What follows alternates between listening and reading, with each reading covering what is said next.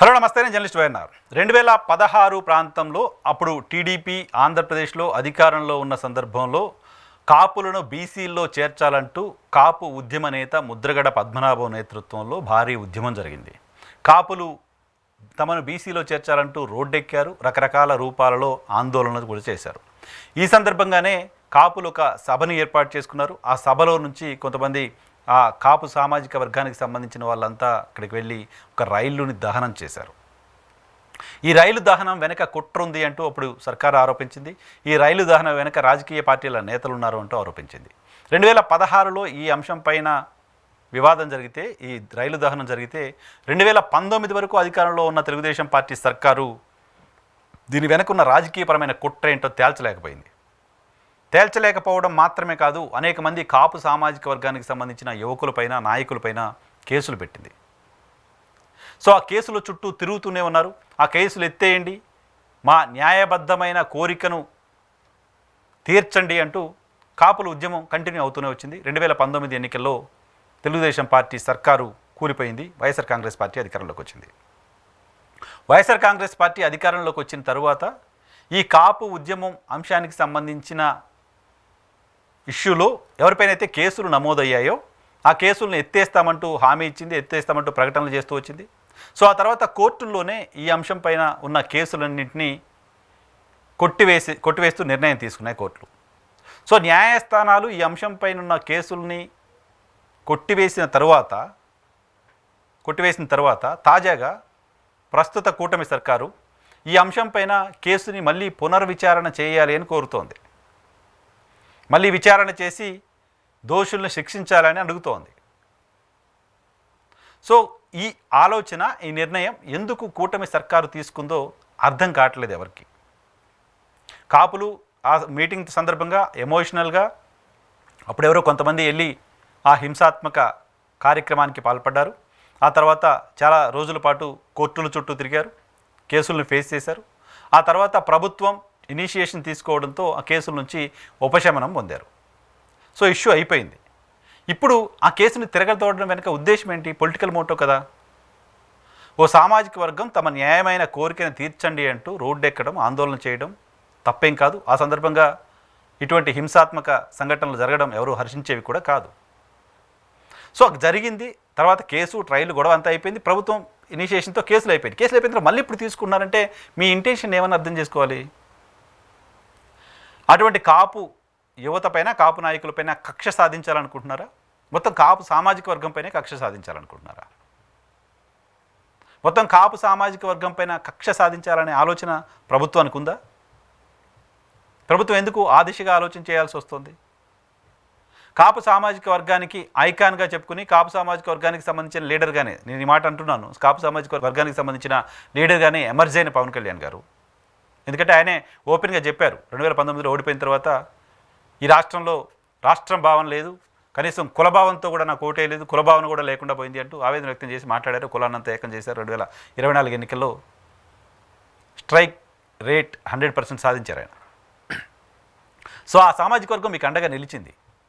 ఆ సామాజిక వర్గం మీకు అండగా నిలిచినప్పుడు ఆ సామాజిక వర్గానికి సంబంధించిన న్యాయమైన కోరిక కోసం ఆందోళన చేస్తున్న వాళ్ళపైన కేసుల్ని మీరు భాగస్వామిగా ఉన్న ప్రభుత్వం తిరగదోడి వాళ్ళని జైలుకు పంపించాలనే ప్రయత్నం చేస్తుంటే ఎందుకు పవన్ కళ్యాణ్ గారు కూడా ప్రశ్నించట్లేదు?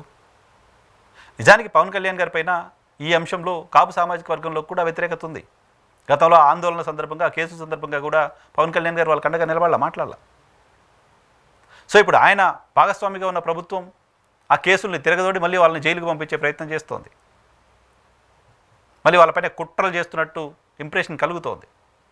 ఈ సందర్భంలో కూడా పవన్ కళ్యాణ్ గారు మాట్లాడకపోతే ఎలా? ఈ సందర్భం కూడా స్పందించకపోతే ఎలా? ప్రభుత్వం ఏడాది కాలంగా జరుగుతున్న వ్యవహారాలను చూసినప్పుడు ప్రభుత్వం ఇంటెన్షనల్గా ఓ పార్టీకి సంబంధించిన నాయకుల్ని అరెస్ట్ చేసి జైలుకు పంపించాలనుకుంటోంది, పంపిస్తోంది. వరుసగా ఆంధ్రప్రదేశ్లో వైఎస్ఆర్ కాంగ్రెస్ పార్టీకి సంబంధించిన మాజీ మంత్రులు, ఎమ్మెల్యేలు, ముఖ్య నాయకులకు సంబంధించిన అరెస్టులు కొనసాగుతున్నాయి. సో ప్రభుత్వానికి సంబంధించిన ఇంటెన్షన్ అది. సో కాపు ఉద్యమంలో ఉన్న వైఎస్ఆర్ కాంగ్రెస్ పార్టీ నాయకులుగా ఉన్న ఆ సామాజిక వర్గానికి సంబంధించిన వాళ్ళని జైలుకు పంపించాలనే ఆలోచనలో భాగంగా ఇది చేస్తున్నారా? సో వాళ్ళని జైలుకు పంపించాలంటే ఈ కేసు ఉంది కాబట్టి కేసు తీసి కేసులో వాళ్ళని పెట్టి జైలుకు పంపించాలనే ఆలోచన మీరు చేస్తే ఇది మొత్తం ఆ సామాజిక వర్గం అందరినీ టార్గెట్ చేసినట్టు అవుతుంది. ఈవెన్ వైఎస్ఆర్ కాంగ్రెస్ పార్టీకి సంబంధించిన వాళ్ళు కావచ్చు, కాంగ్రెస్ పార్టీకి సంబంధించిన వాళ్ళు కావచ్చు, తెలుగుదేశం పార్టీకి సంబంధించిన అన్ని రాజకీయ పార్టీలకు సంబంధించిన వాళ్ళు ఆ రోజు కాపు ఉద్యమంలో పార్టిసిపేట్ చేశారు. ఆ మీటింగ్లో పార్టీలకు అతీతంగా కాపు సామాజిక వర్గానికి సంబంధించిన నేతలంతా పార్టిసిపేట్ చేశారు. ఇప్పుడు మీరు వైసీపీ నాయకులను అరెస్ట్ చేసి లోపల వేయడం కోసం ఈ కేసును తిరగదోడి అందరిపైన కేసులు పెడితే అది మొత్తం ఆ సామాజిక వర్గానికి వ్యతిరేకంగా తీసుకున్న నిర్ణయం అవుతుంది తప్ప ఆ సామాజిక వర్గంలోని వైసీపీ నాయకులు వ్యతిరేకంగా తీసుకున్న నిర్ణయం కాదు. పైగా తెలివి తక్కువ నిర్ణయం కూడా.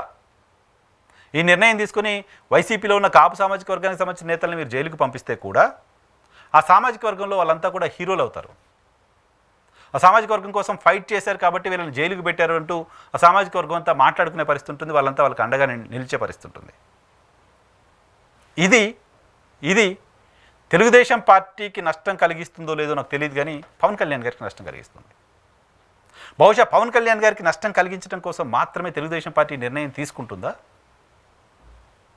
కూటమి సర్కారు నిర్ణయం తీసుకోవడం వెనుక తమ భాగస్వామి పార్టీగా ఉన్న జనసేన పార్టీని పవన్ కళ్యాణ్ ఇబ్బంది పెట్టడం లక్ష్యమా? అదే నిజమైతే తాను భాగస్వామిగా ఉన్న సర్కారు తీసుకుంటున్న నిర్ణయానికి సంబంధించిన కనీస సమాచారం, కనీసం నాలెడ్జ్ కూడా పవన్ కళ్యాణ్ గారికి లేదా? నేను సాయంత్రం దీనికి సంబంధించిన లెటర్ బయటకు వచ్చింది. ఇప్పటివరకు నేను ఈ వీడియో చేస్తున్న క్షణం వరకు జనసేన పార్టీ నుంచి అఫీషియల్గా దీనిపైన స్పందన లేదు. వెస్ట్ బెంగాల్లో శర్మిష్ఠను అరెస్ట్ చేసినప్పుడు పవన్ కళ్యాణ్ గారు స్పందిస్తున్నారు. తమిళనాడులో ఏదో జరిగినప్పుడు పవన్ కళ్యాణ్ గారు స్పందిస్తున్నారు. హిందూ మతం, సనాతన ధర్మం అంటున్నారు. మీ సొంత సామాజిక వర్గం పైన టార్గెటెడ్గా మీరున్న ప్రభుత్వం వైపు నుంచి చర్యలు తీసుకుంటుంటే, మీరున్న ప్రభుత్వమే అటువంటి మోటివ్స్తో ముందుకెళ్తున్న వాతావరణం కనిపిస్తుంటే మీ రియాక్షన్ లేకపోవడం ఆశ్చర్యం కలిగిస్తోంది. సో ఈ నిర్ణయం ప్రభుత్వం వెనక్కి తీసుకోకపోతే, ప్రభుత్వం ఈ చరిత్ర కేసులు మళ్ళీ తిరగదోడండి అంటూ ప్రభుత్వం ప్రయత్నం చేయడం ద్వారా మళ్ళీ కేసులు నమోదవుతే, కాపు సామాజిక వర్గానికి సంబంధించిన నాయకులు జైలుకి వెళ్తే అది రాజకీయంగా జనసేన పార్టీకి ఇబ్బంది కలిగించబోతోంది. జనసేన పార్టీని ఇబ్బందుల్లోకి నెట్టబోతోంది.